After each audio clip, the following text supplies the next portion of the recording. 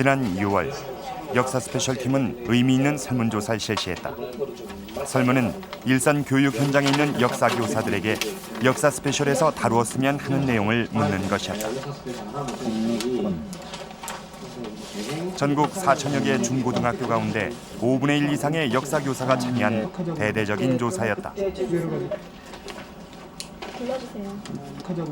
설문조사 결과는 우리나라 역사 전반에 걸쳐 다양하고 광범위하게 나타났다. 누구지? 우선 시대별로 보면 역시 기록이 가장 많이 남아있는 조선시대가 가장 많았고 삼국시대를 비롯한 고대사에 상당한 관심을 보였다.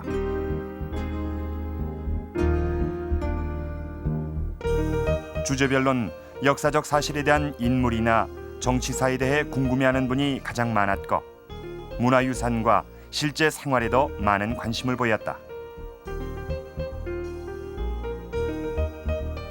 좀 더 구체적으로 보면 인물에선 일반적으로 잘 알려진 광개토대왕이나 이순신 장군보다 오히려 조선시대 폭군으로 잘 알려진 광해군이 의외로 1위를 차지했다. 정치 외교 분야에선 독립운동, 북방개척 등 한민족의 자주성과 관련된 것이 대부분이었는데 그중에서도 고구려 대외전쟁에 가장 많은 분들이 관심을 보였다.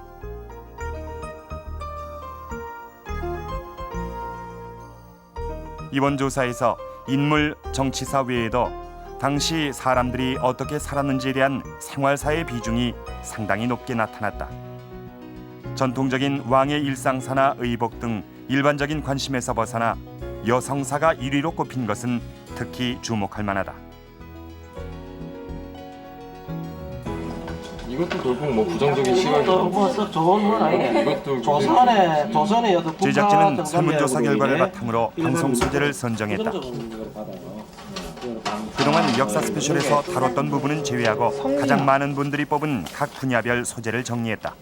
이렇게 해서 전국의 역사 교사들이 가장 많은 관심을 가진 부분을 모두 5편에 걸쳐 제작, 방송하기로 했다.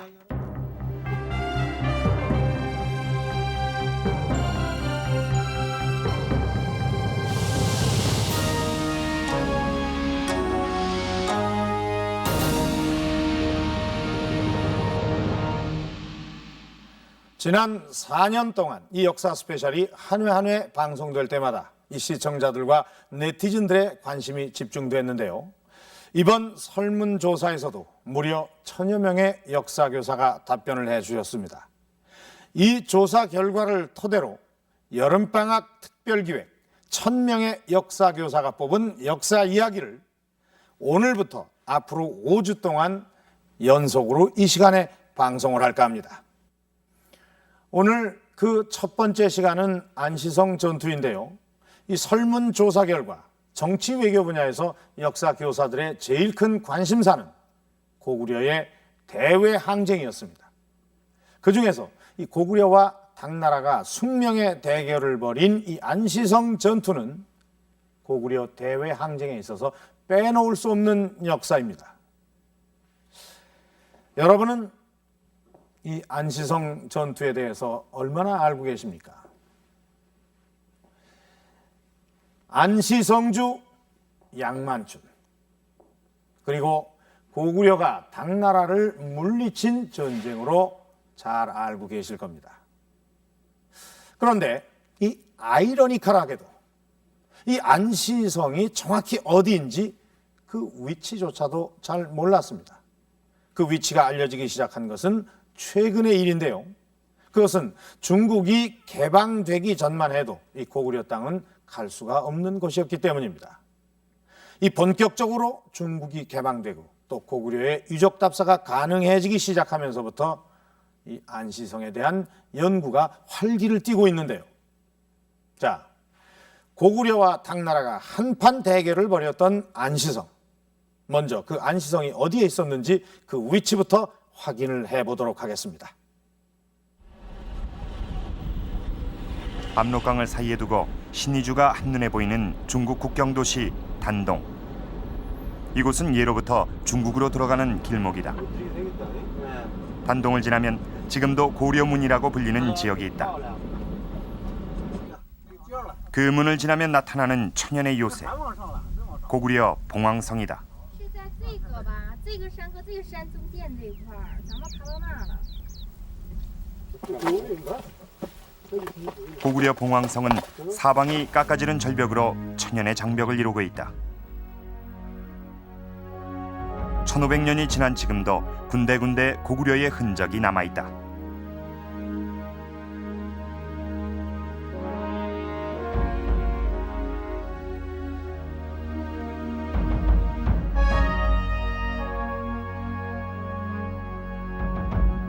아, 几乎这一圈都有， 아, 이 부근에 다 있다고 그러네. 就是断断续续的 아, 各个拉伙都有。 이쪽 산등성이를 이렇게 해서 저 아래쪽까지 다 내려가 있다고 이게 전체 했습니다. 성이 한 몇 킬로 정도 돼요? 这大概从上面到下边走的话，总周围有多少公里啊？有17、8公里吧。 한 17, 18km 된다고 얘기하시네. 거대한 고구려의 성 봉황성. 조선시대까지만 해도 이곳을 안시성이라고 불렀다. 그러나 중국을 드나들면서 이곳을 여러 번 답사했던 실학자 연암 박지원은 안시성이 아니라고 단언했다.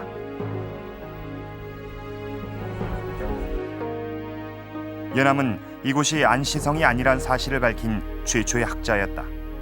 이곳은 최전선에 있었던 안시성이 아니라 고구려의 후방 전진기지였다. 그렇다면 안시성은 어디인가? 연암 박지원은 봉황성에서 서쪽으로 500리 지점에 안시성이 있다고 지적하고 있다. 최근의 연구 결과 학자들은 해성시에 있는 지금의 영성자 산성을 안시성으로 지목하고 있다.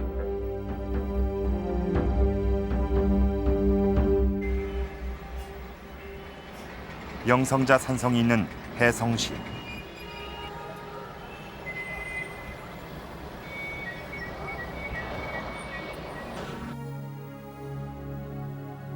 병풍을 두른 듯 마을을 감싸고 있는 산은 먼 곳에서도 한눈에 산성임을 알 수 있다.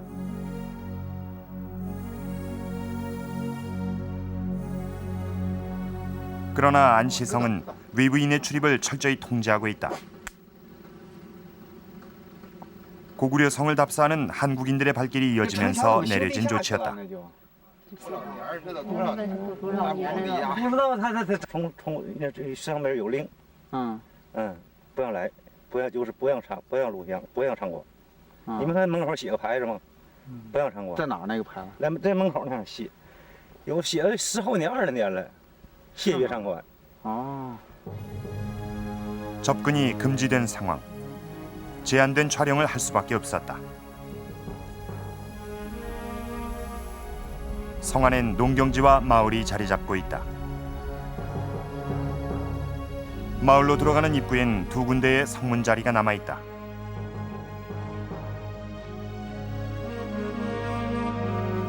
안시성은 토성으로 알려져 있지만 성에서 가져온 돌이 많은 것으로 볼 때 토성과 석성이 혼축된 성임을 짐작해 한다.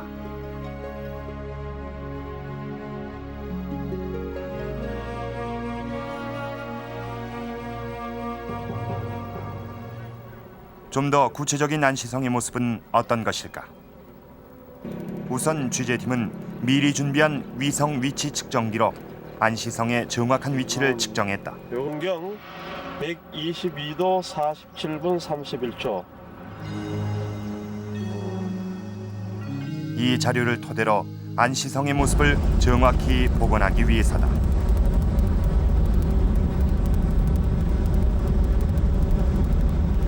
위성 사진을 이용해 지리를 분석하는 위성 원격 탐사 연구소. 그동안 비밀에 붙여졌던 미국의 최첨단 군사 위성을 상업용으로 이용할 수 있게 되면서 지리 연구에 획기적인 전기가 마련되고 있다. 취재팀은 안시성이 있는 해성시에 위성 촬영을 의뢰했다. 제 도시가 그다음 축구공 크기의 물체까지도 식별할 수 있는 고밀도의 해상도. 안시성이 서서히 그 모습을 드러내기 시작했다. 양쪽 높은 산악 주변 이쪽 지역입니까? 예, 안시성 해성에서부터 도로와 철도를 따라가서 오는 길에 안시성이 위치해 있습니다. 안시성은 요새 중의 요새였다.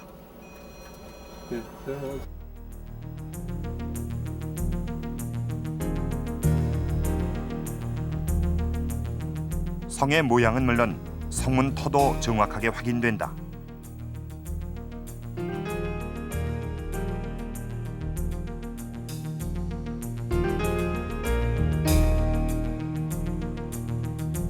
성 주변으로 이렇게 동그랗게 높은 벽이 구성이 되어 있는 것처럼 보입니다. 이게 밝게 보이는 부분과 어둡게 보이는 부분이 산 정상으로 추정됩니다.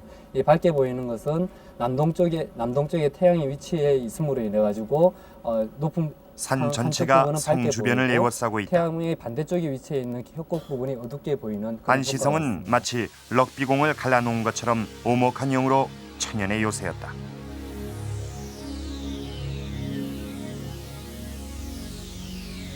이 위성 사진으로 지상에 있는 모든 실물의 높이값을 계산해낼 수 있다. 이것을 이용하면 세계 어느 지역 어떤 물체도 원형 그대로 복원이 가능하다.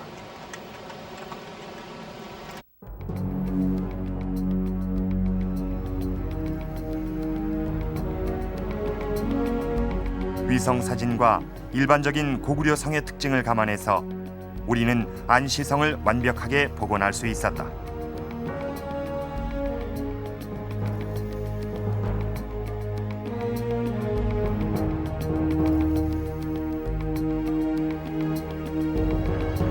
안시성은 자연 조건을 이용한 천혜의 요새였다.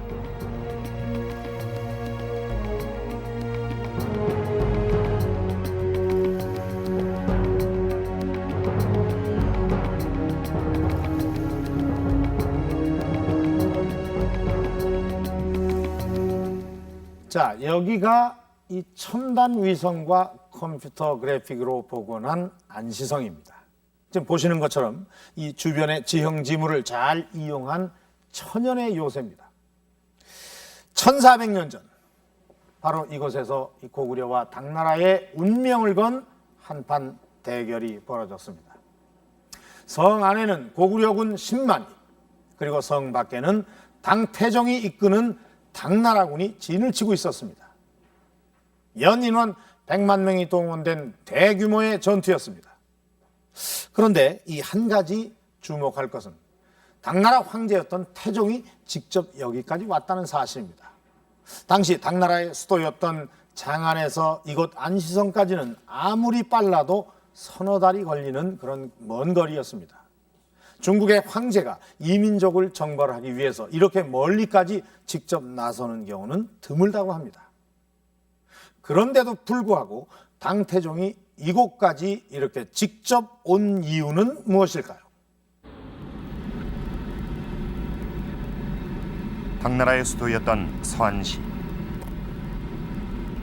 시내 한가운데는 거대한 규모를 자랑하는 장안성이 자리 잡고 있다.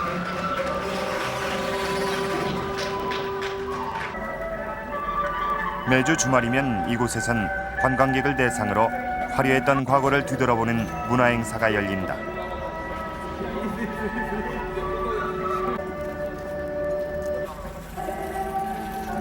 당나라 시기 장안성에 들어오는 수많은 외국사 신과 방문객을 맞이하는 입성식을 재현하고 있는 것이다.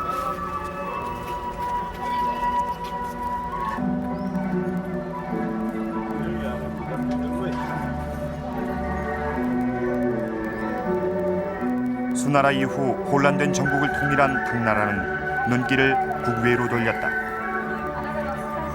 그 결과 당나라는 중국 역사상 가장 넓은 영토를 차지한 강대국이 됐다.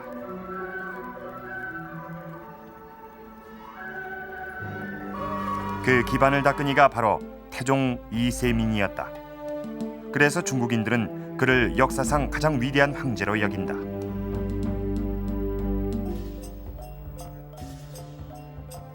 서안에 있는 비림박물관. 당태종의 무덤을 발굴하는 과정에서 발견된 세계적인 유물이 전시돼 있다. 이것은 통일전쟁 당시 당태종이 탔던 것으로 전장에서 볼 수 있는 말의 6가지 동작을 사실감 있게 표현한 거대한 석각이다.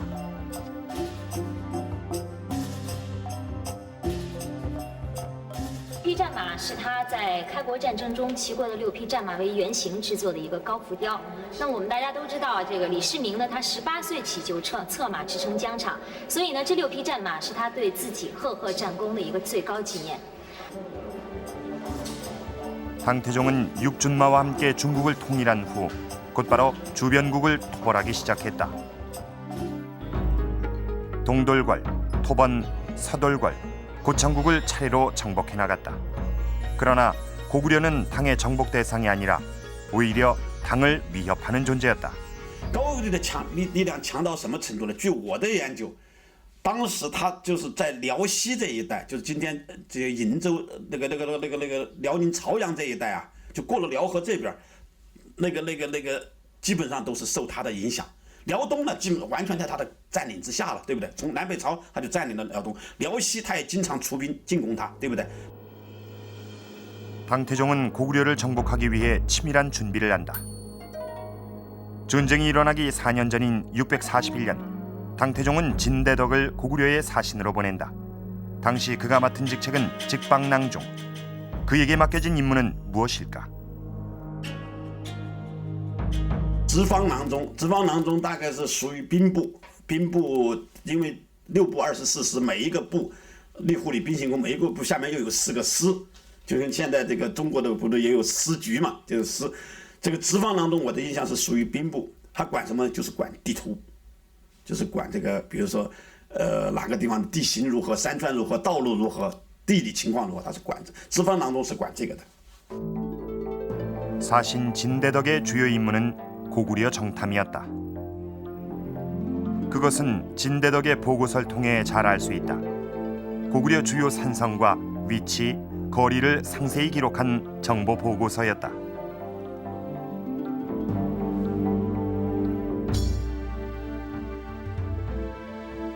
고구려에 대한 정보 수집을 마친 당태종은 전쟁을 일으킬 명분을 찾기 시작한다.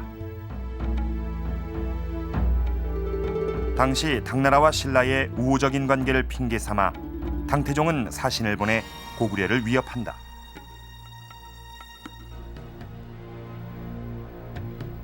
더 이상 신라를 괴롭히면 전쟁을 일으키겠다는 협박이었다.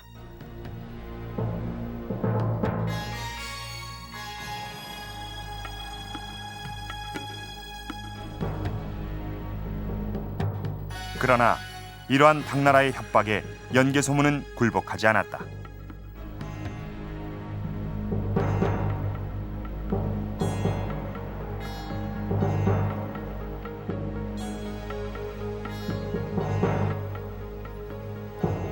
급기야 644년 연개소문은 당나라 사신 장엄을 토굴에 가두어 버린다. 이것은 전쟁의 직접적인 계기가 되는 일대 사건이었다. 마침내 요동반도에 전운이 감돌기 시작한다.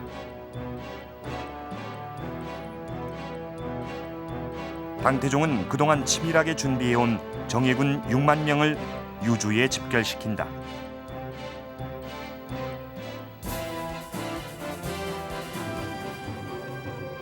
당나라는 세 갈래 길로 나누어 진군하기 시작했다.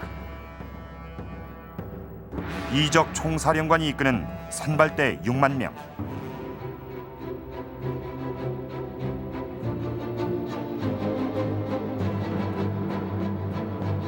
당태종이 직접 지휘하는 친정군 20만 명.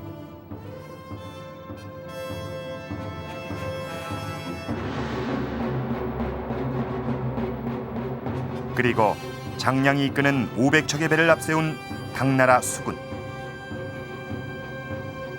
645년 당군은 고구려를 향해 총공격을 강행했다. 스스로 천하의 중심이라고 했던 당나라. 불과 30년 전 수나라를 멸망시키고 자신감에 차 있던 고구려.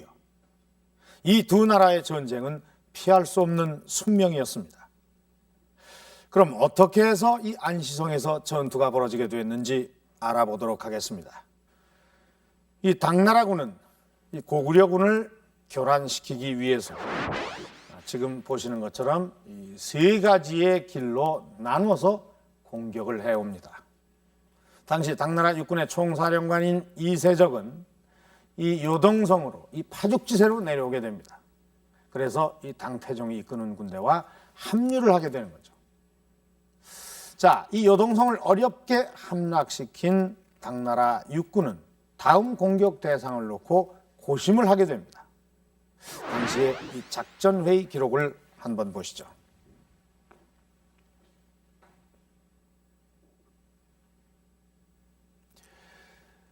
자, 제일 먼저 당태종은 이 건안성을 치자고 하는데 이 신하들과의 의견이 엇갈립니다.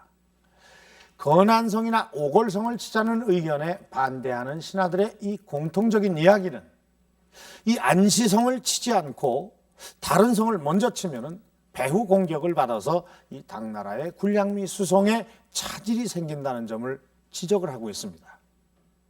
자, 지도를 보면서 이 작전회의의 내용을 한번 자세히 살펴보도록 하겠습니다. 자, 지금 보시면 자, 여기가 안시성입니다. 당태종의 의견대로 이 건안성을 먼저 친다면은 자, 이 안시성에서 이렇게 이 공격을 당할 우려가 있습니다. 또 이 압록강을 건너 평양성으로 바로 들어갈 수 있는 이 오골성을 친다면 안시성과 건안성의 배후 공격을 받을 수밖에 없습니다. 그러니까 이 당나라 입장에서는 안시성을 치지 않고는 더 이상 진격하기 어려운 상황에 봉착하고 맙니다. 자, 이렇게 전략적으로 아주 중요한 위치에 안시성이 있었던 겁니다. 자, 그렇다면 과연 이 안시성 전투는 어떻게 전개가 됐을까요? 기록을 토대로 재구성해 봤습니다.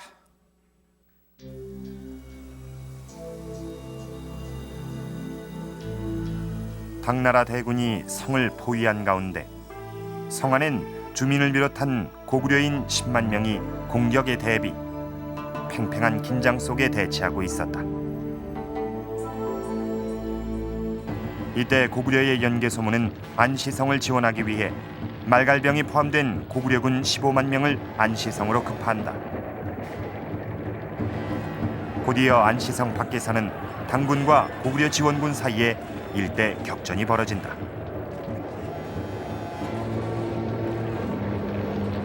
전투의 결과는 고구려의 대패였다. 고구려의 지휘관은 당나라로 이송되고 고구려의 용병이었던 말갈병이 생매장됐다. 안시성을 둘러싼 1차전은 고구려의 패배였다.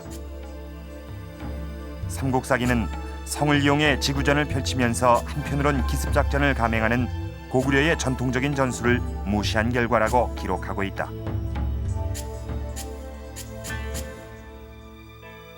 고구려 지원군을 섬멸한 당태종은 성 안의 남자를 모두 죽이겠다고 협박한다.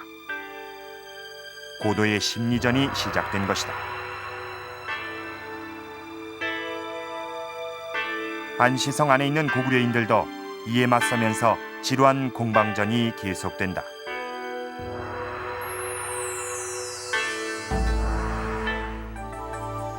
그러자 당태종은 난공불락의 안시성을 함락시키기 위해 획기적인 묘책을 세운다.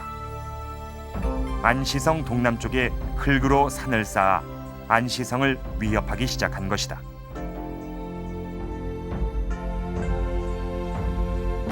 앞쪽 부분, 남동쪽 부분에 특이하게 성문 바깥쪽으로 인공적으로 만든 것처럼 보이는 어떤 봉우리들이 있습니다.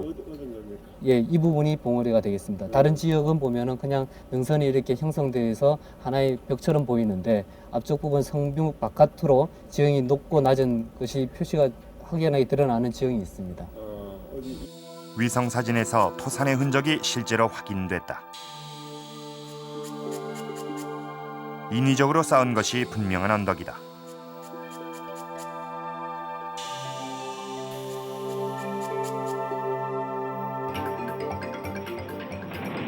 안시성 안을 내려다볼 수 있는 거대한 높이의 산을 쌓아 성안을 공격하려는 당태종의 작전이었다. 연인원 50만 명을 동원, 무려 60일 만에 거대한 토산이 완성됐다. 그런데 사건이 발생했다. 토산이 안시성 쪽으로 무너진 것이다.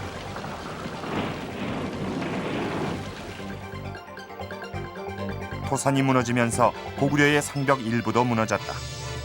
당군에겐 안시성으로 들어갈 수 있는 절호의 기회였지만 오히려 고구려군에게 전화위복의 계기가 됐다.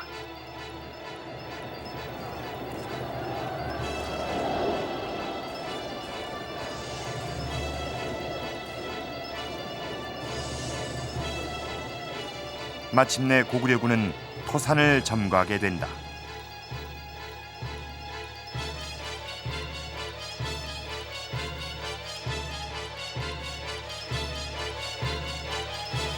결국 당태종은 퇴각을 결심한다.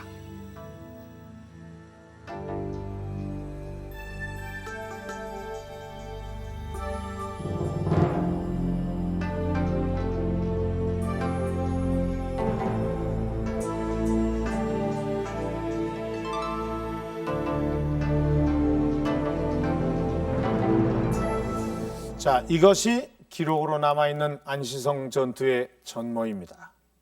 이 남아있는 기록으로만 보면 너무 싱겁게 이 전투가 끝나버린 것 같죠. 당태종의 고구려 원정은 치밀한 계획하에 왕이 직접 군사를 이끌고 온 사활을 건 전쟁이었습니다. 그런데 이 안시성 전투에서 패하고 돌아가는 길에 이 당태종은 성주가 성을 잘 지켰다고 해서 비단까지 하사했다니 이 뭔가 앞뒤가 맞지 않는 것 같습니다.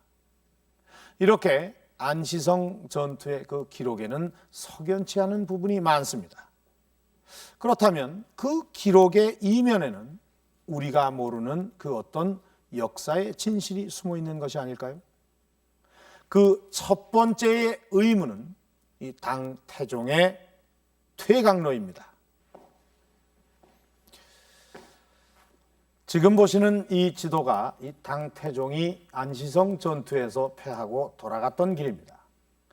자, 이곳이 바로 이 요하의 하류, 즉 요택이라고 부르는 곳입니다. 이 당태종은 이곳으로 퇴각하는 그 상황을 가장 우려했습니다. 그럼에도 불구하고 왜 이 길을 택했을까요? 먼저 이 당태종의 퇴각로가 어떤 곳인지 직접 한번 가보시죠.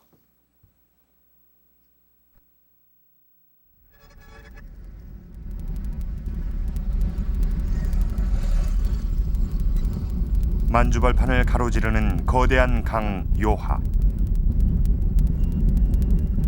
발해만으로 들어가는 하류로 내려오면 더욱더 강폭이 넓어진다. 요하 하류는 지금도 비가 오면 강물이 범람해서 곳곳에 자연늪을 만든다. 대화시란 이곳 지명도 늪지의 갈대란 뜻에서 유래했다. 곳곳에서 볼 수 있는 연못, 그래서 이 지역을 요택이라고 부른다. 지금은 두골사 마을이 생겼지만 예전엔 이 일대가 사람의 출입이 없는 늪지대였다. 지금도 마을 바로 옆엔 예전의 모습이 그대로 남아있다.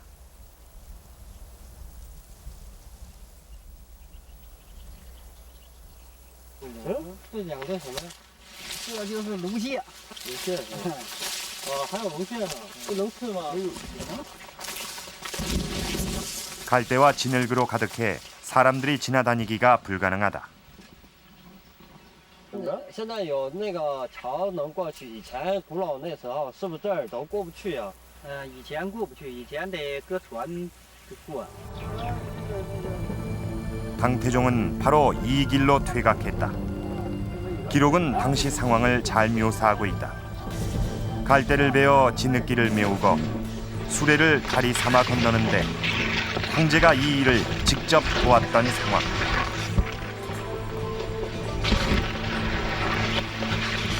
황제의 퇴각은 이렇게 다급하고 처참했다.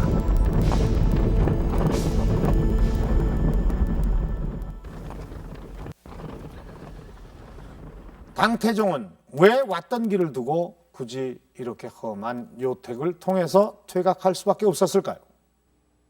여기에 대해 최근 일부 학자들은 아주 재미있는 추정을 합니다.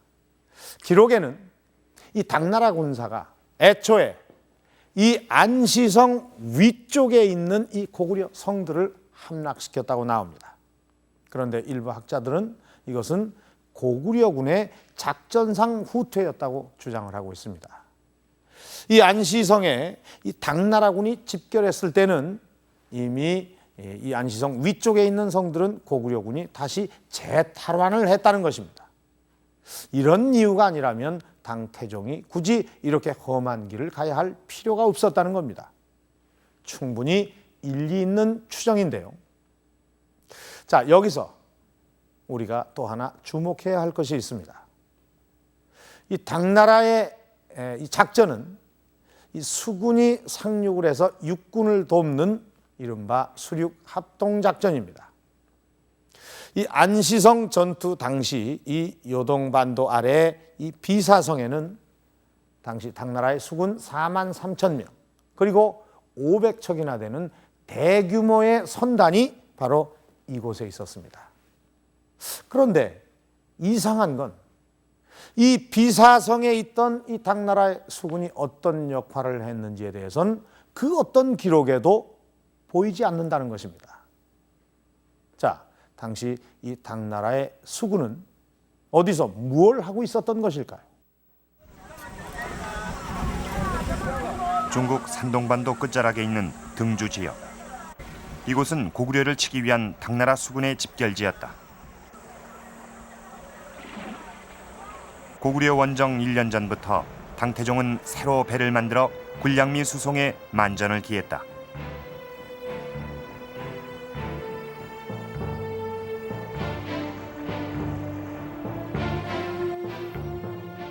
당나라 군사들은 어떤 배를 타고 갔을까?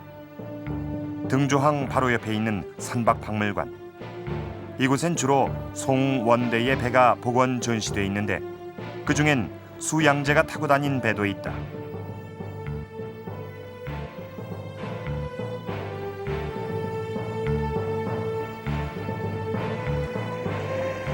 비록 황제의 배이긴 하지만 당나라 수군의 규모를 짐작할 수 있다.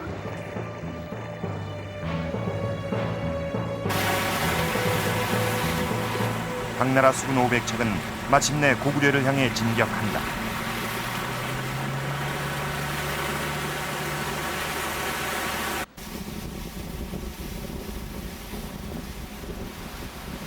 당나라 수군은 애초의 계획대로 고구려의 해안 방어성인 비사성을 함락시킨다.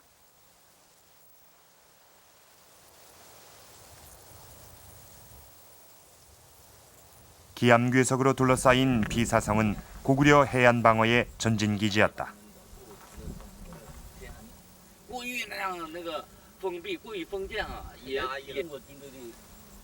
요동반도를 중심으로 동서의 바다를 감시할 수 있는 지정학적인 위치 때문에 당나라 수군은 이곳을 고구려 침공의 교두보로 선택한 것이다. 당의 기본 전략은 수륙 합동작전으로 수군은 육군을 도와 고구려군의 배후를 공격하는 임무였다. 그러나 당나라 수군의 역할에 대한 기록은 그 어디에도 없다. 이것은 무엇을 의미하는가? 당나라 수군이 고구려 수군에 저지당했음을 강력히 시사하는 기록이 있다.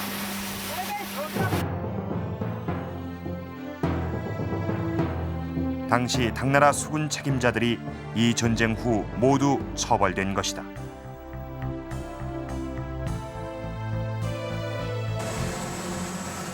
비사성에 있는 당나라 수군을 원천봉쇄한 고구려의 수군은 과연 존재했을까?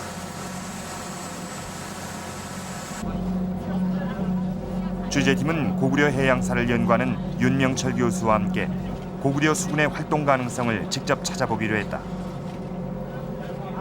당나라 수군이 고구려의 배후를 치기 위해 반드시 지나야 했던 뱃길을 따라 장해군도 일대 조사에 나섰다.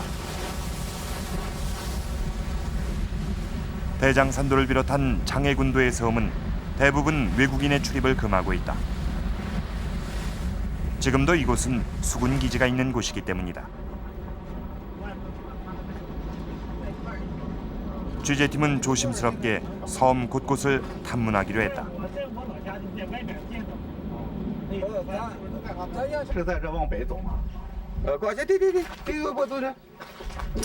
혹시 고구려 성이 있느냐는 질문에 현지 주민은 단번에 위치까지 알려줬다.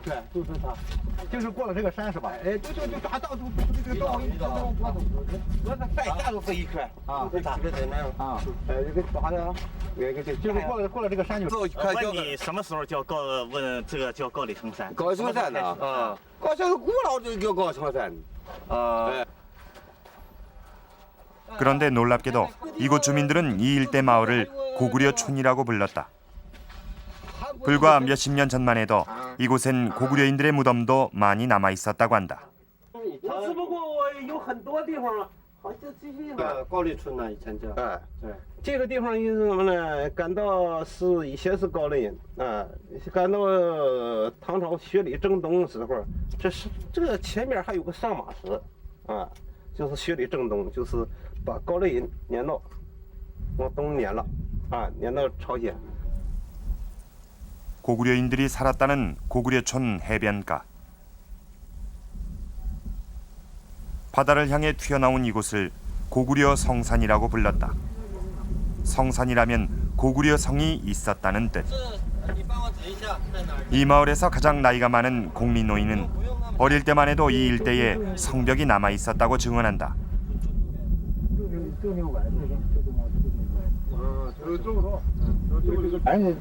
저기 저 기슭이 보이잖아요. 저런데 이렇게 오셔도 있었답니다. 돌로 쌓은 성벽이 있던 흔적이 지금도 뚜렷하다.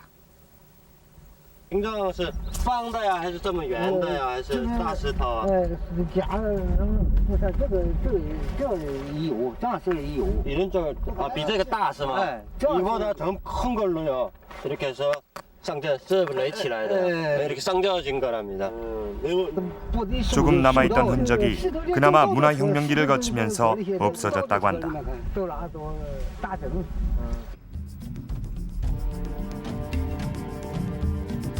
혹시 여기서 석성열도 장해 열도의 섬에서 최초로 고구려 성이 확인된 것이다.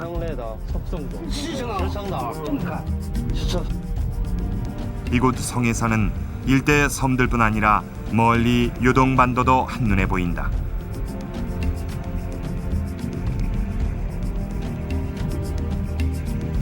고구려 사람들이 이곳에 살면서 성을 축조했다면 그것은 고구려의 수군이었다는 명백한 증거다.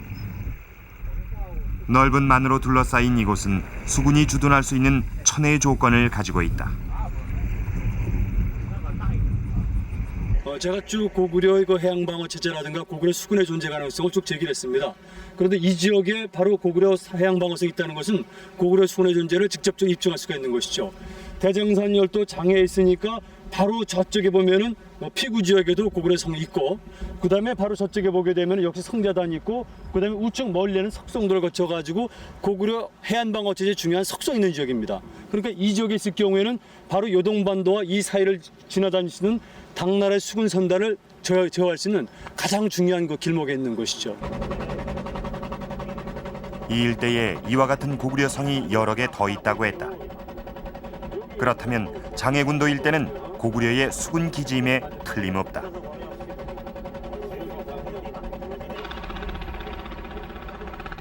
또 다른 섬인 장해현 광록도. 여기서도 주민들 모두 고구려 성의 존재를 알고 있었다.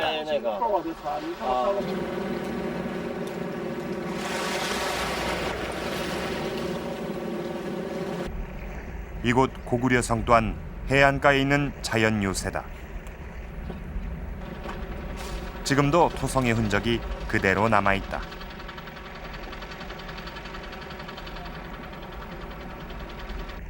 이곳 역시 섬 안으로 깊숙이 들어간 포구는 대규모 선단을 감출 수 있는 천혜의 여건을 가지고 있다.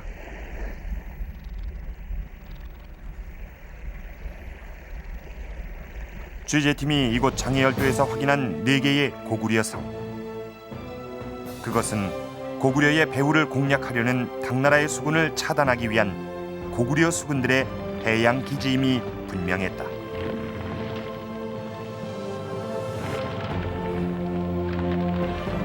당나라의 수륙 합동작전을 무력화시킨 고구려 수군의 활약. 그것은 안시성 전투를 승리로 이끈 원동력이었다.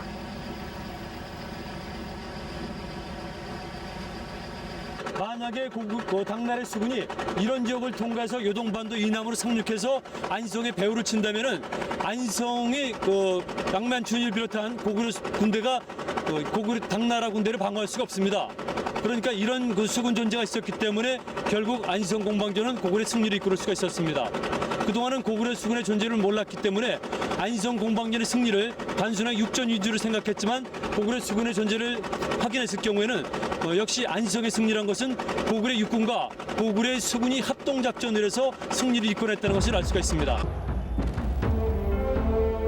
안시성 전투 당시 북쪽에선 고구려 육군이 압박을 가하고 고구려 수군은 비사성 일대에 주둔한 당나라 수군을 철저히 봉쇄하는 고구려의 전략. 결국 당태종은 늪지대인 요택을 건너 당나라로 퇴각하는 마지막 선택을 할 수밖에 없었던 것이었다.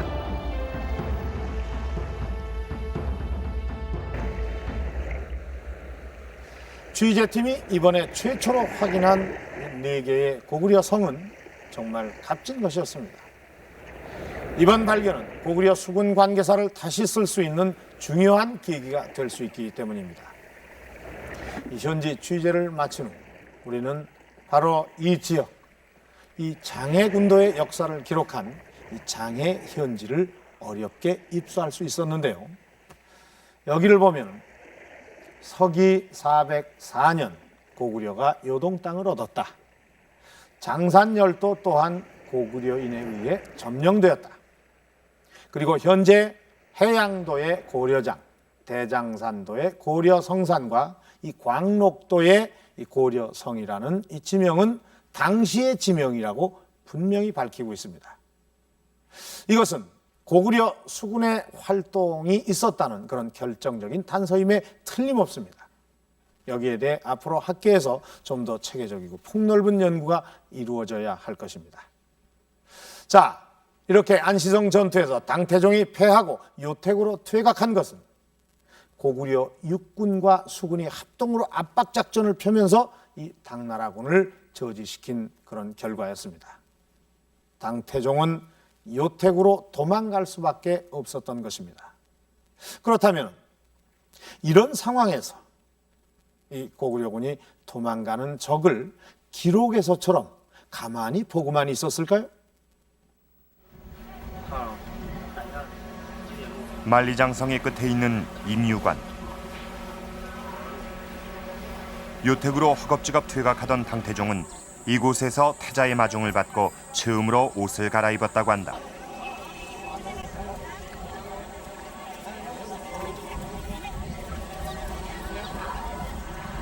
그런데 이때 고구려군이 당태종을 뒤쫓고 있었음을 알 수 있는 기록이 있다.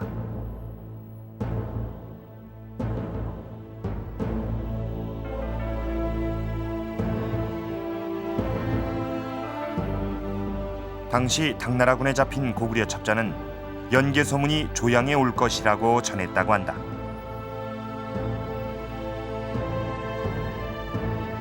임유관 인근에 있는 조양은 중원으로 들어가는 길목이다.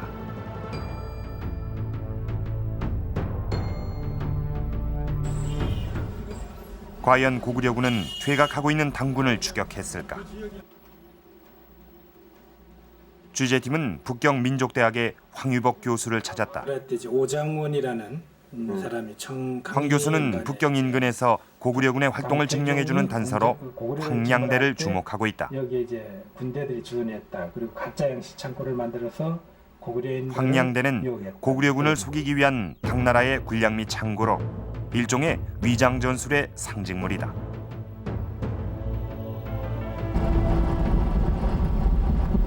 취재팀은 우선 그 황량대부터 찾아보기로 했다.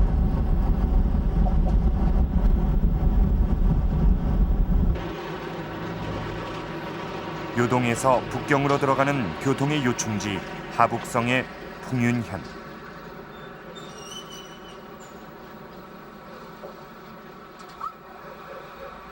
드넓은 평원 위에 모래언덕처럼 보이는 이곳이 당나라 군사의 창고였다.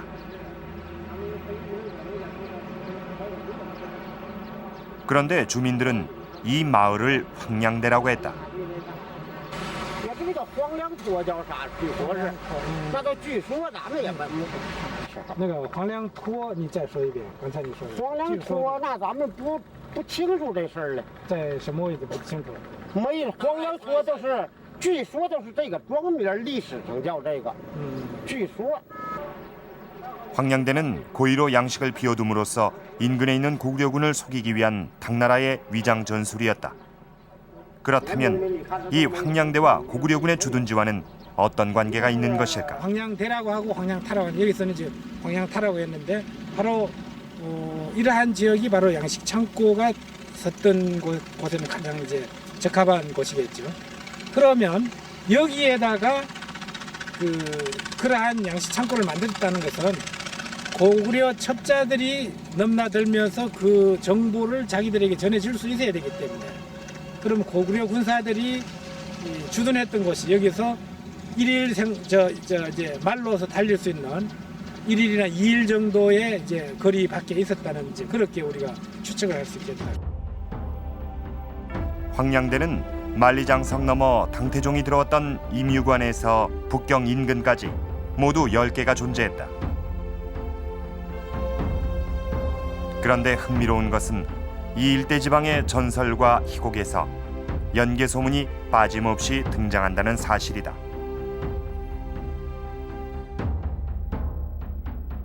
그 가운데 하나 놀랄만한 그림이 있다.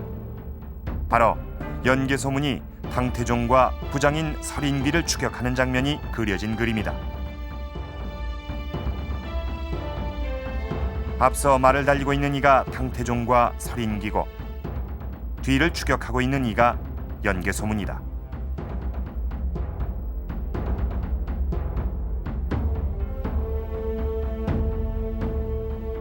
황량대와 고구려 연개소문 전설이 부합되는 것은 과연 우연의 일치일까? 그러면 이렇게 많은 황량대와 그 연개소문에 관한 전설이 겹쳐 있다는 그 사실은 우리가 이제 그 연개소문이 이끈 그 고구려 군대가 이곳까지 이제 왔다는 것을 이제 설명한다 그 말이겠습니다. 북방의 이민족 침입을 막기 위해 만든 만리장성.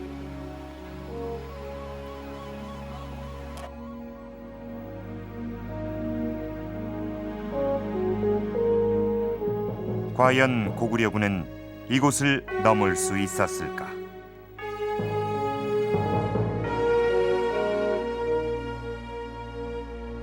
우리나라 산성은 여러 이제 산성이 각각 독립해 있잖아요. 그러니까 하나의 성이 무너져도 다른 성이 살아 있죠, 그냥. 그 10개 중에 9개가 무너져도 하나가 독립해서 살아 있는 겁니다. 근데 직선상의 성은 그 길다는 거 아무 의미가 없어요.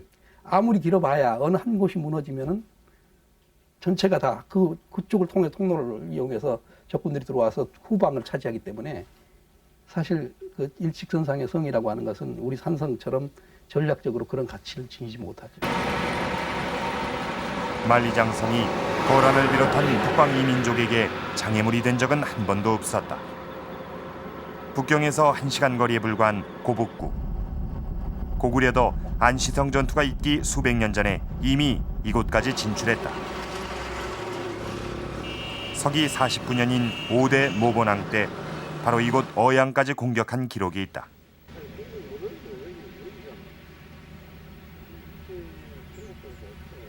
그리고 광개토대왕 때도 연군을 공격했는데 연군은 바로 북경 인근 지역을 의미한다. 지금도 당시 투기가 남아있는 고성터. 이곳은 고구려군에게 결코 먼 곳이 아니었다.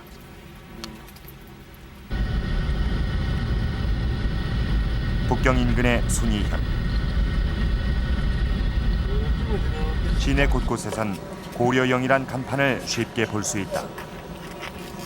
일찍이 신채호는 이곳이 바로 고구려군이 주둔했던 곳이라고 주장했다. 그러나 고려영이란 이름에 대해 주민들은 단순히 지명으로만 알고 있었다. 정확한 유래를 찾아보기 위해 우리의 구청에 해당하는 고려영진을 찾았다.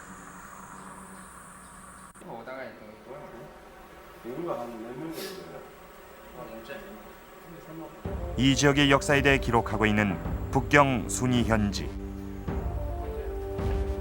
여기엔 고려영의 유래에 대한 기록이 짤막하게 나와 있다.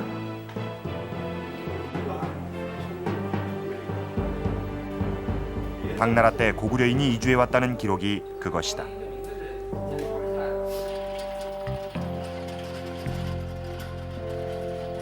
군대 주둔지란 뜻의 고려영. 마을을 둘러싼 인공 연못은 해자임이 틀림없었다.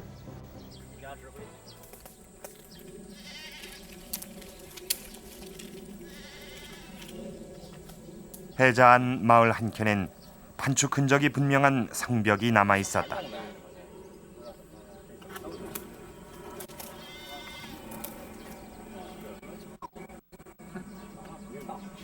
과연 이곳이 신채호의 주장대로 당태종을 추격했던 고구려군이 주둔했던 곳일까?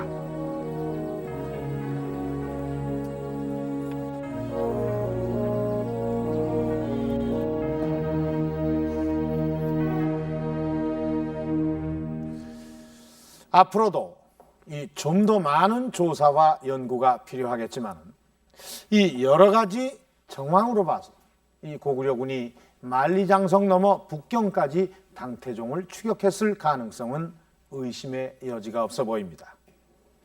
그렇다면 이 안시성 전투에서 우리가 전설로만 알고 있는 이 당태종이 양만춘의 화살을 맞았다는 이야기도 다시 한번 생각해 봐야 하지 않을까요? 당태종이 허겁지겁 요택으로 도망가고 고구려가 이 만리장성 넘어 북경까지 추격해 들어갔을 정도라면 그것은 충분히 가능한 일이기 때문입니다. 중국 역사상 가장 훌륭한 황제로 알려진 당태종. 하지만 그의 고구려 원정은 처절한 패배였습니다. 당나라 수도에서 차로 1시간. 당태종이 묻혀있는 소릉 지역. 둘레만 해도 60km. 모두 180여 개의 고군이 밀집해 있다. 그 고분들을 내려다보고 있는 가운데의 거대한 산. 바로 당태종이 묻힌 곳이다.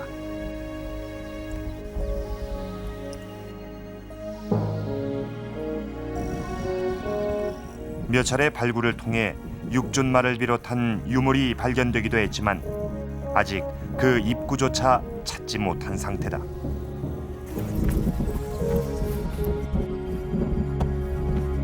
这个郎才洞的陵墓，它是修建了13年，它肯定地下是地下宫殿。据有关历史记载，它就是它整个山里边都是空的，一个地下宫殿嘛，它有5道石门。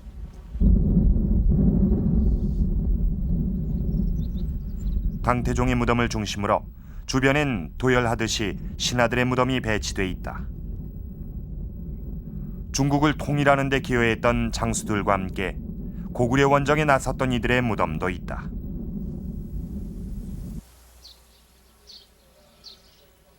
당태종과 함께 안시성 싸움에 참가했던 당나라 육군 총사령관격이었던 요동 행군 대총관 이세적의 무덤도 이곳에 있다.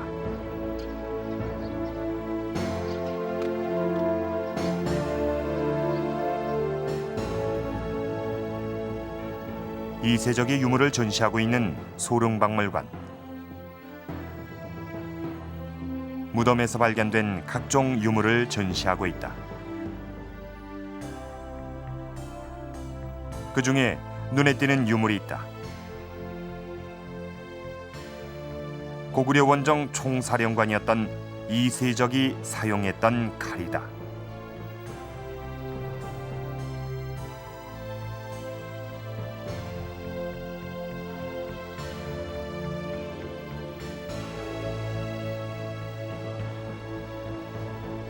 당태종의 고구려 원정은 처음부터 신하들의 극심한 반대에 부딪혔다.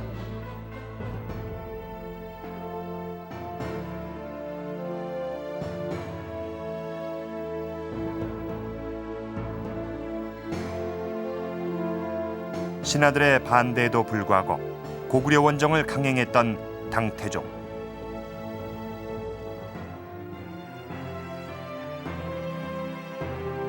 그 패배의 고통은 혹독했다.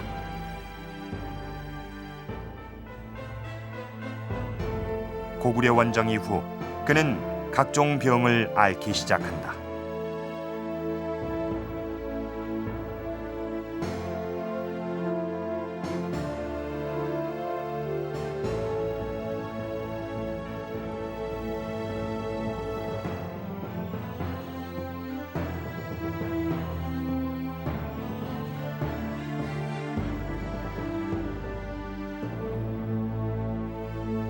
험난했던 고구려 원정에서 얻은 충격이었다.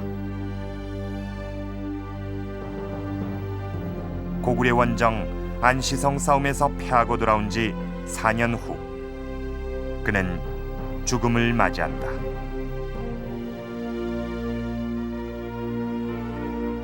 숨을 거두기 직전 당태종의 마지막 유언은 고구려 공격을 그만두라는 한마디였다.